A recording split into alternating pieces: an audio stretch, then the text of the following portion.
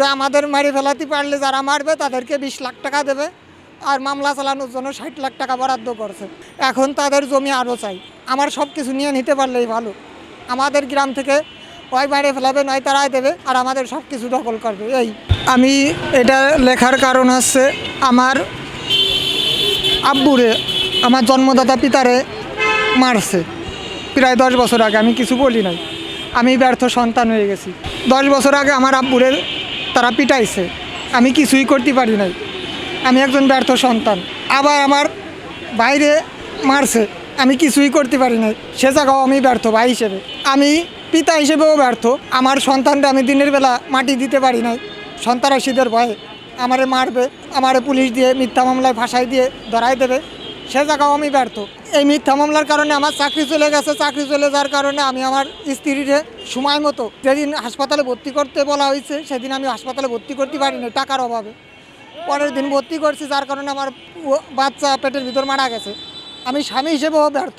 তা আমি সব জায়গা ব্যর্থ, তাহলে আমার বাচ্চা থেকে লাভ এদেশে, যে দেশে আমার সঠিক বিচার পাই না। আমি যে আমার ভাই মোট 17টা মিথ্যা মামলার আসামি, অথচ আমরাই মাইর খাইছি। আমাদের মাইরে আমাদেরকে মিথ্যা মামলা দিয়েছে 17টা। ভয়ে গ্রামে যাইতে পারি না, বাইরে বাইরে থাকতে হয়। আমার বাচ্চার কবর পর্যন্ত দেখতে যাইতে পারি না। এই পর্যন্ত আমি আমার বাচ্চার টাকার অভাবে, চাকরি নাই বলে টাকার অভাবে একটা মিলাদ পর্যন্ত দিতে পারি নাই। এর চেয়ে আর ব্যর্থতা কী থাকতে পারে একজন বাবা হিসেবে? প্রতিটা মানুষ খারাপ হলেও কিন্তু বাবা হিসেবে সবাই ভালো, কিন্তু আমি সেই ভালো কাজটা করতে পারলাম না। তারা হচ্ছে, আমার বাড়ি হচ্ছে নড়াইল জেলার লোহাগাড়া থানা ইতনা ইউনিয়নের 9 নম্বর ওয়ার্ড। আমার নাম মোহাম্মদ আরমান মোল্লা, পিতা মোহাম্মদ রফিক মোল্লা। মিথ্যা মামলা দেশে মোহাম্মদ হায়াত আলী খা, তার টাকা আর তার লাঠিয়াল বাহিনী হায়াত ফায়েক খা, সাইফুল খা, কামাল মোল্লা সহ অনেকগুলা আছে, আশিক খা, এরা সবাই মিলে আমাদেরকে মারে। উনি একজন ব্যবসায়ী, উনি আমাদের জন্য 80 লাখ টাকা বরাদ্দ করছে, যে আমাদের মারি ফেলাতে পারলে যারা মারবে তাদেরকে 20 লাখ টাকা দেবে, আর মামলা চালানোর জন্য 60 লাখ টাকা বরাদ্দ করছে। শত্রুতা আমি যতটুকু জানি, আমার জন্মের পূর্বে তাদের সাথে আমাদের জমি নিয়ে গণ্ডগোল ছিল। পরবর্তীতে তাদের সাথে আমাদের কোনো গণ্ডগোল নাই। তারা আমার আব্বুরে চাপ দিয়ে 5 বিঘে জমি লেখায় নিয়েছে। আমি তখন 2-3 বছর বয়স, যতটুকু আমি শুনছি। এই হচ্ছিল তাদের সাথে আমাদের শত্রুতা। তারপরের থেকে তাদের অনেক টাকা পয়সা, আমরা তাদের সাথে পারবো না, যার কারণে আমরা তাদের সাথে লাগি না। এখন তাদের জমি আরও চাই। আমার সব কিছু নিয়ে নিতে পারলেই ভালো। আমাদের গ্রাম থেকে ওই বাইরে ফেলাবে, নয় তারাই দেবে, আর আমাদের সব কিছু দখল করবে। এই এলাকার চেয়ারম্যান মীমাংসা করে দিয়েছে।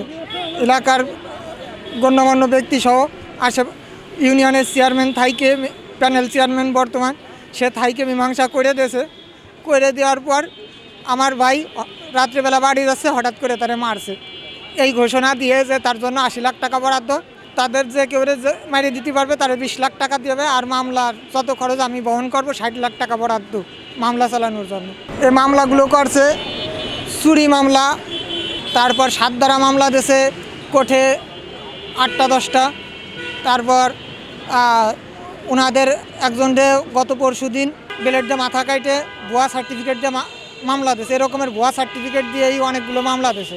এ বিষয়ে ওসি দারোগা কোনোই প্রতিকার করে না, তারা টাকা খায় তাদের মতো করে এই মামলা করতেছে। আমি চাই একটা সুষ্ঠু তদন্ত হোক। সরকার এবং আইনের ঊর্ধ্বতন কর্মকর্তারা সবাই এটার সুষ্ঠু তদন্ত করে আমার সঠিক বিচারটা করুক। আমি যদি দোষী হই আমার বিচার করুক, সে যদি দোষী হয় তার বিচার করুক।